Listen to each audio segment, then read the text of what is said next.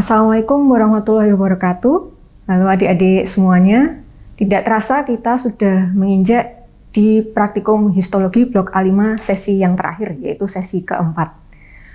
Nah, pada sesi keempat ini kita masih akan mempelajari tentang reseptor sensori dan organ indera yang berperan dalam mendeteksi stimulus dari lingkungan. Pada sesi keempat ini kita akan fokus untuk mempelajari koklea dan juga bulbus oculi. Pada sesi praktikum terakhir blok A5 ini, kita masih akan melanjutkan untuk mempelajari tentang reseptor sensori yang terdapat pada organ indera.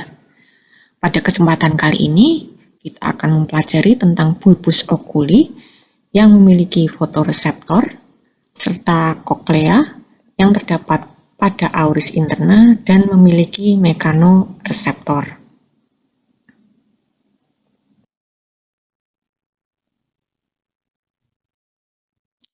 Kita mulai dengan bulbus oculi. Pada skema bulbus oculi berikut kita dapat mengamati bahwa dinding bulbus oculi itu terdiri dari 3 lapisan utama. Lapisan yang pertama adalah tunica fibrosa bulbi yang disusun oleh kornea di bagian anterior dan sklera di bagian posterior. Lapisan yang kedua adalah tunica vasculosa bulbi yang disusun oleh iris dan corpus ciliaris di bagian anterior dan choroidea di bagian posterior. Lapisan yang ketiga adalah tunica nervosa bulbi atau retina.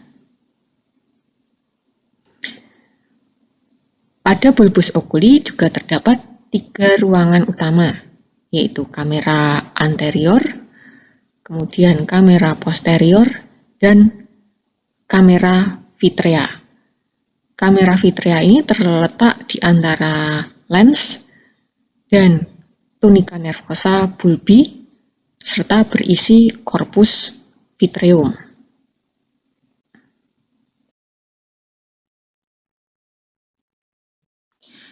Mari kita amati terlebih dahulu bagian anterior bulbus oculi. Pada bagian anterior kita dapat mengamati kornea, iris, corpus ciliaris, dan juga lensa.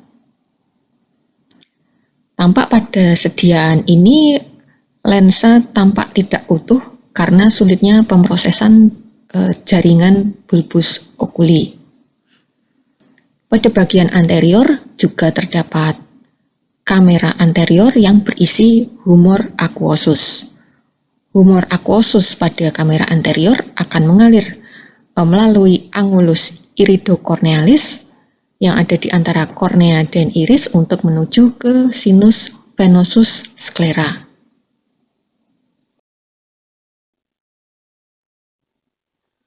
Berikut ini perbesaran kuat dari kornea, suatu struktur transparan dan avaskular yang berfungsi untuk memproteksi mata dan berperan dalam refraksi cahaya.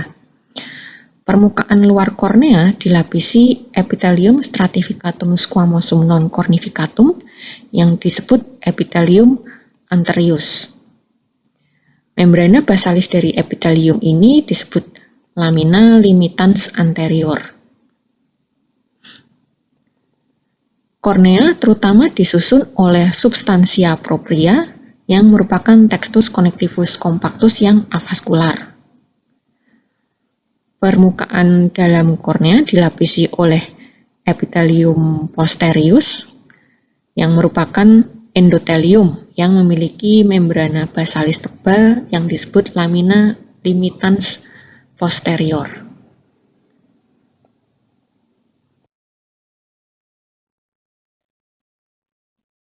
Selanjutnya kita mengamati lens yang berfungsi untuk memfokuskan cahaya supaya jatuh di retina. Lens dilapisi oleh epitelium lentis yang dibentuk oleh epitheliositus cuboideus yang melekat pada suatu membrana basalis. Membrana basalis dari epitelium lentis ini merupakan bagian terluar dari lens sehingga disebut kapsula lentis. Pada bagian dalam lens terdapat fibra lentis. Di anterior lens terdapat iris yang membagi ruangan antara kornea dan lens menjadi dua, yaitu kamera anterior dan kamera posterior. Kamera anterior dan kamera posterior yang berisi humor aquosus ini terhubung melalui pupil. Permukaan anterior iris disusun oleh fibroblastus dan melanositus, sedangkan permukaan posterior iris disusun oleh dua lapis epitelium cuboideum, yaitu epitelium pigmentosum anterior dan epitelium pigmentosum posterior, yang sulit dibedakan satu sama lain. Pada iris juga dapat dijumpai myositus levis yang membentuk musculus sphincter pupillae dan musculus dilator pupillae. Pada sediaan, kedua jenis otot tersebut sulit untuk dibedakan.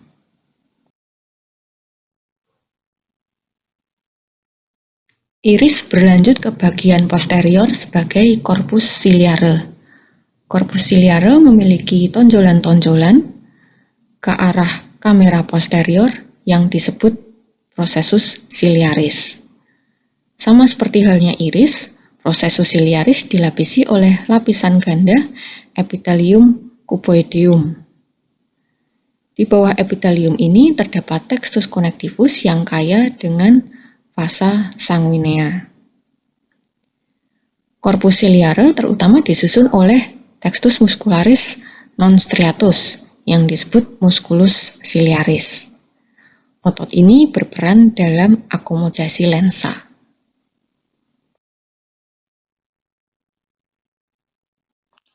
Pada dinding bulbus oculi bagian posterior terdapat sklera, choroidea, dan retina. Choroidea merupakan kelanjutan dari corpus ciliare. Lapisan ini merupakan jaringan yang kaya dengan vasa sanguinea dan melanositus.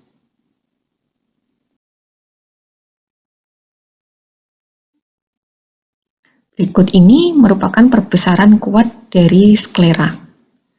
Sklera merupakan kelanjutan dari kornea. Lapisan ini disusun oleh textus connectivus compactus. Textus muscularis striatus non cardiacus juga dapat diamati melekat pada sklera, karena sklera merupakan lokasi insersio musculus extraocular.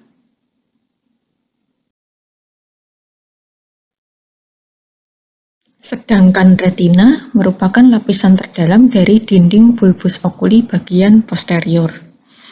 Dari skema retina di sebelah kiri dan gambar atlas retina di sebelah kanan, tampak retina disusun oleh beberapa jenis sel yang tersusun menjadi 10 lapisan. Lapisan retina dari luar ke dalam yaitu stratum pigmentosum yang disusun oleh pigmentositus. Lapisan kedua adalah stratum basilorum conorumque yang disusun oleh segmen luar neuron basiliferum dan neuron coniferum. Kemudian lapisan ketiga terdapat stratum limitans externum yang disusun oleh deretan zonula occludens antara neuron basiliferum dan neuron coniferum dengan epitheliositus sustenans. Lapisan keempat yaitu stratum nucleare externum yang disusun oleh soma neuron basiliferum dan soma neuron coniferum. Lapisan kelima adalah stratum plexiforme externum yang dibentuk oleh sinapsis antara neuron basiliferum dan neuron coniferum dengan interneuron. Lapisan keenam ada stratum nucleare internum yang disusun oleh soma interneuron dan nukleus epitheliositus sustenans. Lapisan ketujuh adalah stratum plexiforme internum yang disusun oleh sinapsis antara interneuron dengan neuron ganglionare multipolare.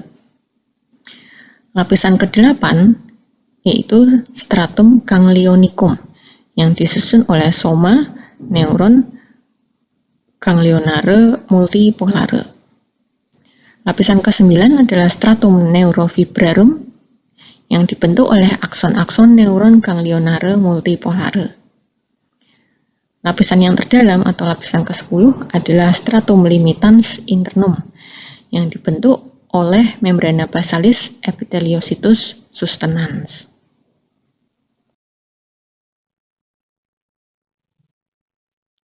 Pada sediaan histologi yang akan kita amati berikut, tidak semua lapisan retina yang ada di atlas dapat kita amati.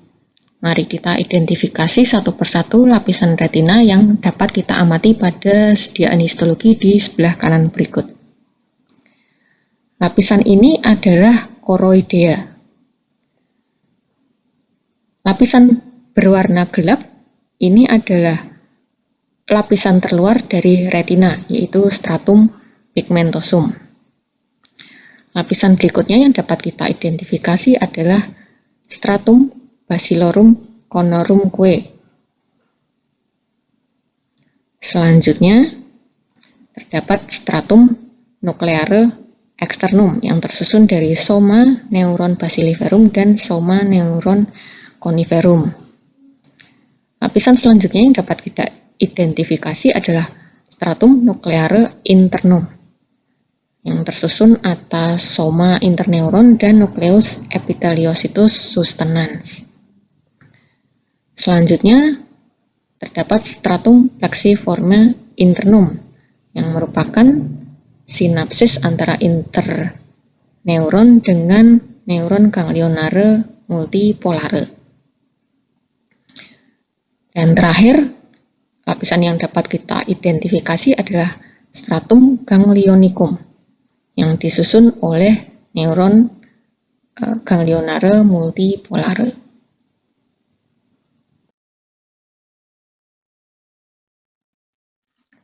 Kumpulan akson dari neuron ganglionare multipolare pada retina tadi itu akan membentuk nervus opticus yang akan membawa impuls saraf dari retina menuju ke korteks visual di lobus occipitalis. Informasi dari retina yang akan diteruskan ke korteks cerebri melalui berbagai struktur seperti traktus, kemudian menuju ke talamus, kemudian menuju ke korteks cerebri, itu akan menimbulkan persepsi melihat.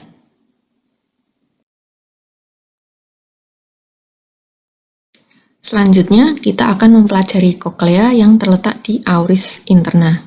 Sebelumnya, mari kita amati skema di sebelah kiri berikut. Telinga tersusun atas 3 bagian.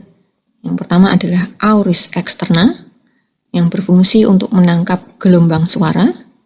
Kemudian auris media, yang di dalamnya terdapat tulang-tulang pendengaran yang menjalarkan gelombang suara ke auris interna. Yang terakhir adalah auris interna, yang di dalamnya terdapat kanalis semicircularis dan vestibulum yang berperan dalam keseimbangan, serta koklea yang berperan dalam pendengaran. Berikut ini adalah gambar atlas perbesaran kecil dan perbesaran kuat koklea. Perlu diingat bahwa koklea itu merupakan suatu tabung melingkar, sehingga apabila dipotong, pada sediaan itu akan terlihat hingga sekitar 5 irisan koklea. Mari kita amati pada perbesaran kuat di sebelah kanan ini. Struktur yang dilingkari ini adalah satu irisan koklea yang juga disebut kanalis spiralis koklea. Pada bagian tengah atau aksis dari koklea ini tersusun atas textus osseus yang disebut modiolus koklea. Pada modiolus koklea itu dapat kita jumpai ganglion spirale dan juga nervus cochlearis. Kanalis spiralis koklea itu tersusun atas 3 ruangan. Yang pertama skala vestibuli, kemudian skala media atau ductus cochlearis, dan skala timpani. Pada bagian apex koklea, skala vestibuli dan skala timpani itu terhubung melalui suatu lubang yang disebut helicotrema.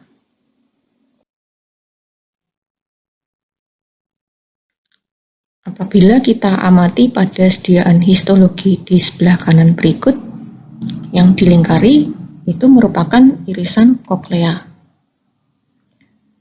Pada sediaan histologi berikut, tampak ada 3 irisan koklea, 1, 2, dan 3. Namun irisan yang terakhir ini tidak lengkap karena terpotong. Nah, pada masing-masing irisan koklea berikut juga dapat diamati 3 ruangan. Yang pertama skala vestibuli, kemudian skala media, dan skala timpani.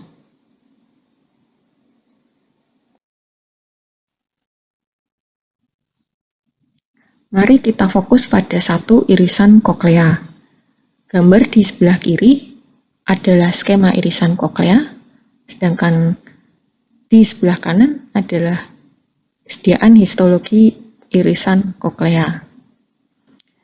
Seperti yang sudah disebutkan di depan, pada koklea terdapat 3 ruangan, yaitu skala vestibuli, skala media, dan skala timpani. Skala media berisi endolimfa, sedangkan skala vestibuli dan skala timpani berisi perilimfa. Membrana vestibularis ini merupakan batas antara skala media dan skala vestibuli. Struktur ini dilapisi oleh epitelium simplex squamosum. Sedangkan yang membatasi antara skala media dan skala timpani adalah membrana spiralis. Pada membrana spiralis terdapat organum spirale yang melekat pada lamina basilaris yang disusun oleh textus connectivus compactus. Di dalam skala media dapat dijumpai membrana tectoria yang memanjang dari limbus spiralis menuju ke organum spirale.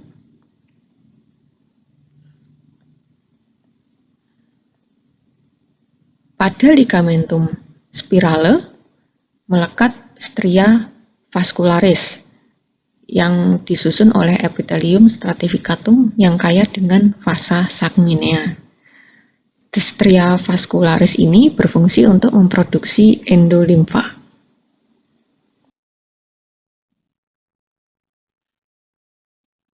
Berikutnya kita akan memfokuskan pada organum spirale. Pada sediaan histologi di sebelah kiri, organum spirale tampak tidak utuh dikarenakan sulitnya pemrosesan jaringan. Apabila kita amati pada gambar atlas di sebelah kanan, tampak organum spirale yang utuh dengan membrana tectoria yang memanjang dari limbus spiralis menuju ke organum spirale. Membrana tectoria ini disusun oleh fibra kolageni dan proteoglikan.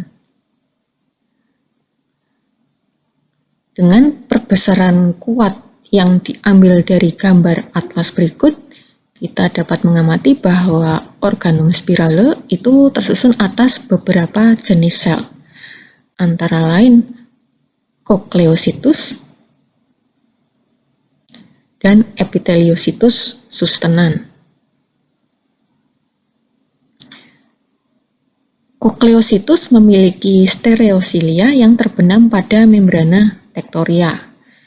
Stereosilia ini akan mengalami perubahan bentuk atau membengkok apabila terjadi getaran pada lamina basilaris. Potensial aksi yang timbul pada Cochleocytus akan diteruskan oleh nervus cochlearis yang badan selnya terdapat pada ganglion spirale.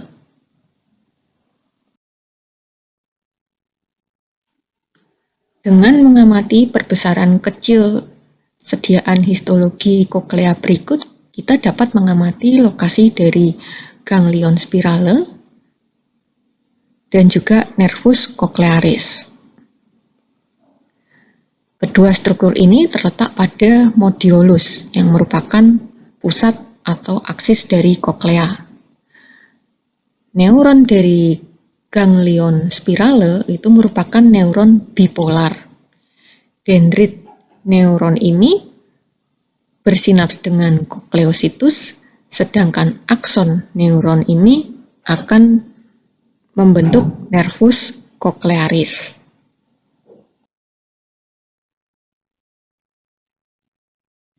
Dari nervus cochlearis, impuls saraf akan diteruskan ke nukleus cochlearis di medula, kemudian akan diteruskan ke talamus dan korteks auditori di lobus temporalis sehingga didapatkan persepsi mendengar.